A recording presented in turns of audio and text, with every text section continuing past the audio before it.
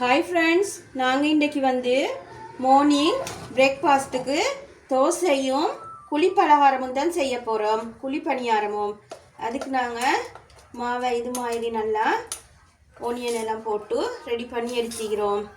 அதை நாங்கள் இதில் சேர்த்துக்கொள்ள போகிறோம். இப்போ இதுக்கு நல்ல நெய்யை நாங்கள் அப்ளை பண்ணிக்கிறோம்.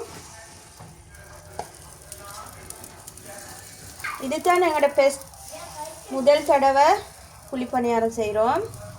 பாப்போம் எப்படி வருதுண்டு. இப்போ நாங்கள் எல்லாத்தையும் ஊற்றி ரெடி பண்ணிக்கிறோம். இப்போ பார்ப்போம் எப்படி எங்களோட இன்றைக்கி முதல் தடவை குழிப்பணியாரம் எப்படி வருதுன்னு பார்ப்போம். எங்களோட முதல் முறை குழிப்பணியாரம் சூப்பரியாக ரெடி ஆகிட்டு. இதே மாதிரி உங்களோட வீட்லையும் செஞ்சு பாருங்கோ.